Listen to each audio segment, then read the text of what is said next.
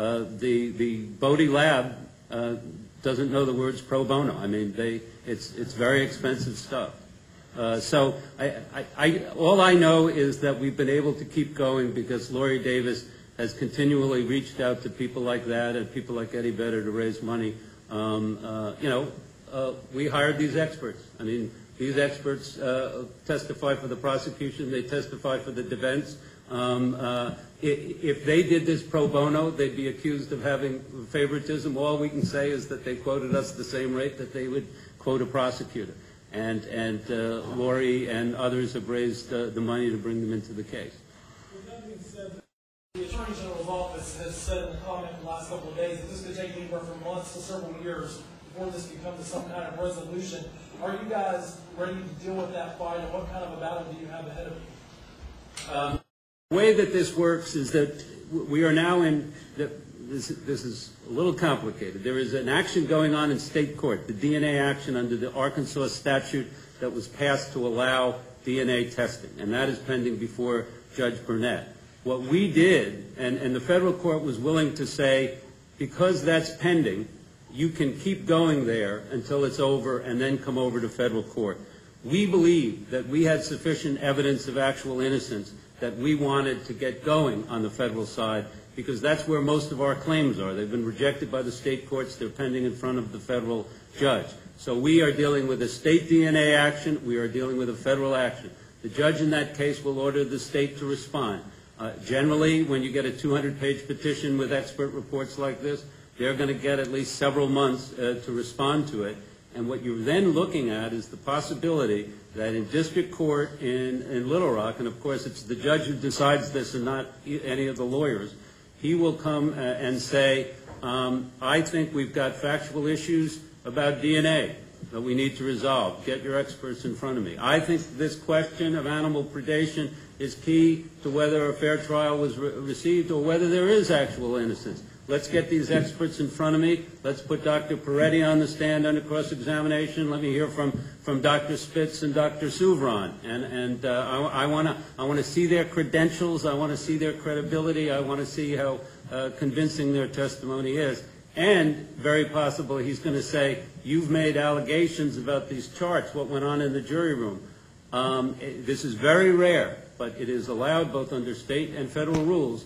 If the allegation is that that jury room was contaminated by newspaper reports, by information that came in through the window as opposed to from the witness stand, he can call those jurors in and say, I want to know what went on in the jury room.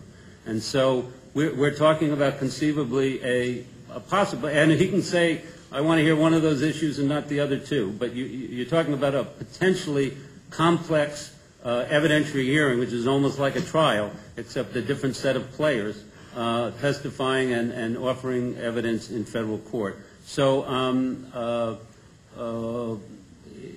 what is fair about the Attorney General's report is that if he said, I've seen 10 death cases and they take several years to resolve in federal court, he'd be accurate.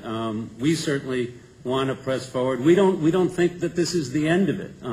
We have done DNA testing. And we mentioned the foreign allele on Steve Branch's penis. It's one allele. You can exclude people from being the contributor, and all the defendants have been excluded by Bodie. But on one allele, you can't say who it is.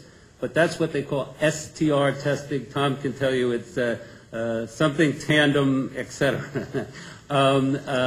But there are now is a form of mini STR testing. That's been used in the World Trade Center, and they have from incredibly small, and Tom can address this, amounts of DNA material, been able to get fuller profiles than anyone ever imagined before is possible. Maybe you just want to take a second to comment. If I may. DNA technology is about to change again quite significantly in that techniques have been developed to work with samples that are even smaller and more degraded than the samples that we can work on today successfully. And given the small amounts of DNA that could not have come from the victims that was recovered from the scene, this new technology, I think, holds out the promise of developing further characteristics of this DNA that clearly doesn't belong there, with the hope that perhaps we can develop more than one allele, more than several alleles, and perhaps get enough information with this new technology on these very, very small samples of DNA to actually name an individual as the source. At the moment, that is still a promise more than a reality. My own laboratory has not yet instituted or implemented this new mini-filer technology, it's called, because it is more miniaturized than the current technology. And my understanding is that the Bodie DNA laboratory is getting ready to implement this new technology. So I think we're going to see some startling developments.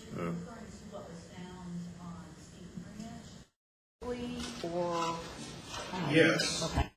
Actually, because in my own view, I think that that particular substance, whatever it is, has a much greater potential for identifying a person than the hairs that I've been looking at so far.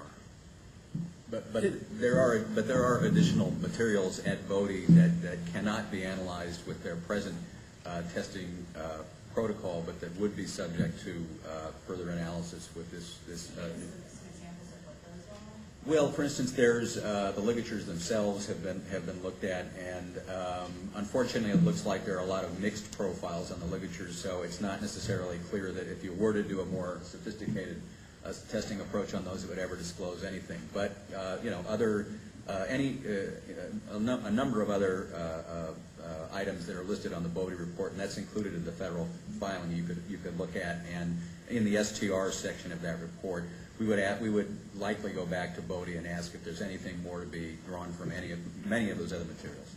Let me clarify one thing, which is that the hairs that Tom referred to and the statistics that he used are probabilities. They can sometimes be startling probabilities, but they can always be probabilities because it's the maternal DNA, what they call mitochondrial DNA. It's common to a maternal line, and therefore people in that maternal line will share it. You can never say it is a single individual.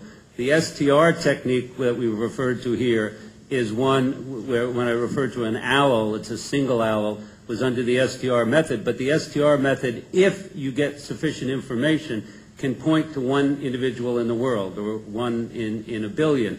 So the development of, I think it's fair to say, Tom, that no matter how sophisticated mitochondrial techniques get, they may get better in terms of probabilities. You'll never be able to list an individual, but the STRs and greater accuracy there could conceivably take a very small amount of material and allow you to pinpoint an individual. Dennis has obviously been doing his homework because he's exactly right. The particular genetics of the DNA that's contained in hairs, like that were recovered from the ligature, are such that the DNA testing of those hairs does not distinguish between, for example, Terry Hobbs and all of Terry Hobbs's siblings, and Terry Hobbs's mother and all of her siblings, and all of Terry Hobbs's children and their cousins, etc. It's inherited through the maternal line strictly, and that means that any one member of that maternal line could also be the source of, say, the ligature hair, just as Mr. Hobbs is. So there is no way from that particular evidence to ever individualize, for example, whether it was Mr. Hobbs or Mr. Hobbs's brother, if he has one, for example. Do we? You're saying that the more technology becomes available, more testing could be done in this case. If this Writ fails, it's not over then, and is there a point where you say, we've done all we can do here? Or how many years are you guys going to dedicate to this case? Well, we can answer this question, that question in one sense.